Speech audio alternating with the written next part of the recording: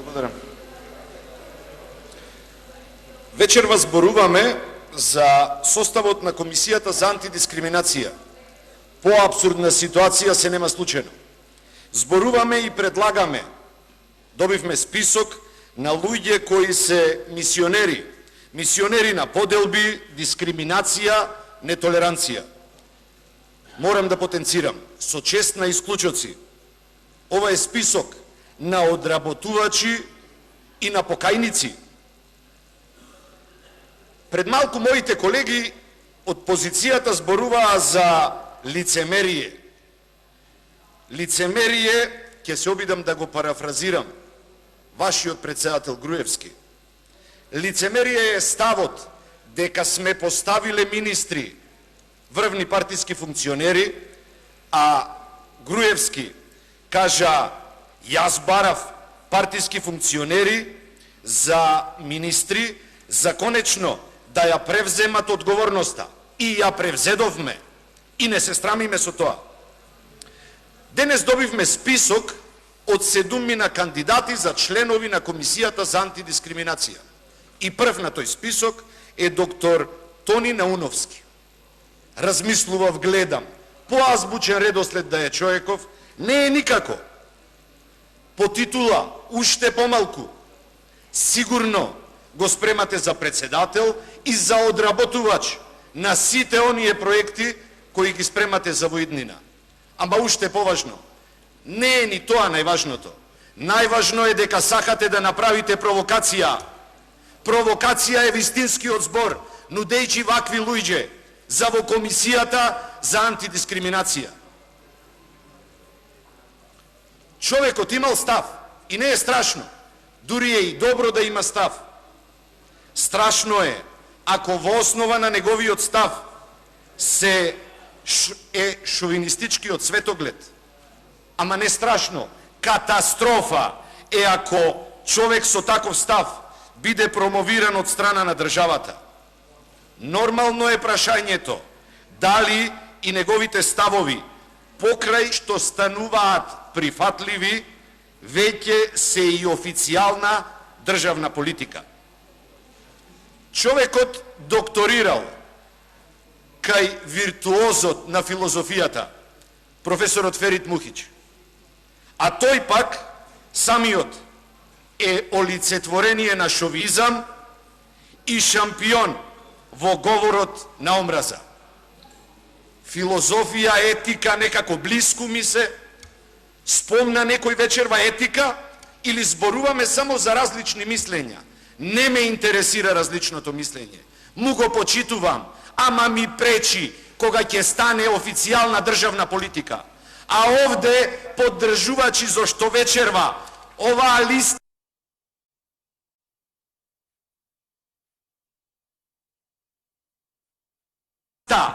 почитувани сите алатки и механизми за правење на дискриминација се поврзани со власта.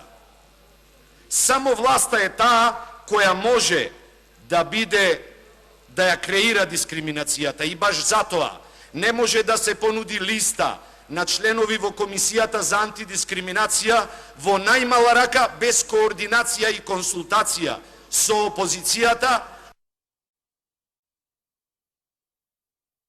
а вистинското решение е мнозинството и председавачот на оваа комисија да биде предложен директно од опозицијата.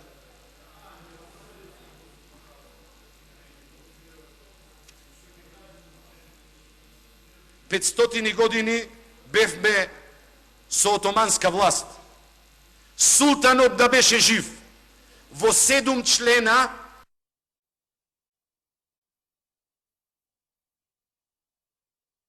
од рајата неколку души ќе предложеше да учествуваат. Во Македонија имаме од султан поголем султан. И сакате да зборуваме за демократија? Овде е вистинскиот се покажува, вистинскиот демократски капацитет во државата. Паритет. Што беше тоа паритет? Да зборуваме .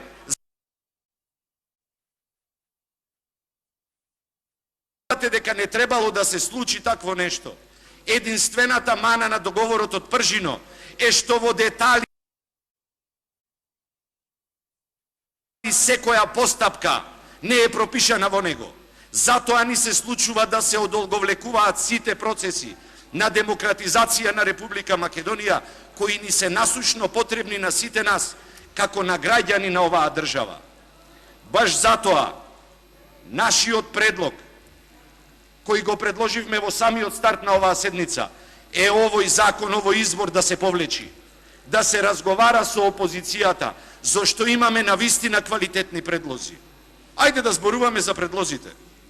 Еден од предлозите е на добар дел од вас, вашата поранешна колешка Весна Бендевска.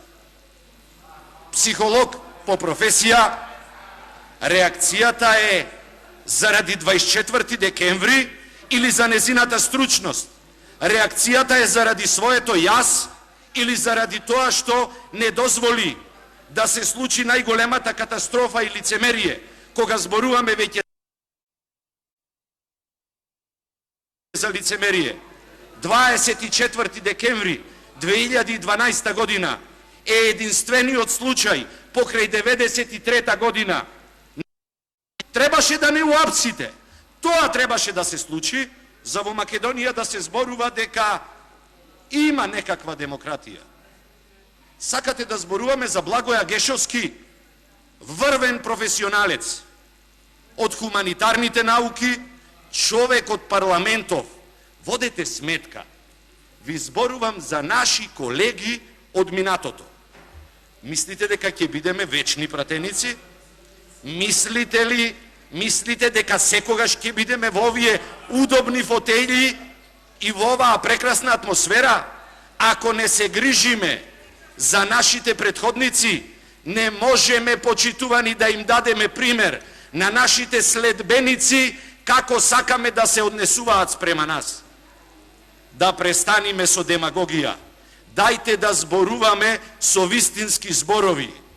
Немаме потреба силата на гласовите, аргументите на силата да ги употребуваме во секоја ситуација. Средновековното поимање на изборните резултати е нешто кое е најпогубно во Република Македонија. Баш во таа насока, сите денешни дискусии на опозицијата беа поврзани со разум, беа поврзани со договор, беа поврзани со паритет, како да функционираме и како да ги изместиме работите кои очигледно се проблематични и се случувале во минатото во Република Македонија. Ви благодарам.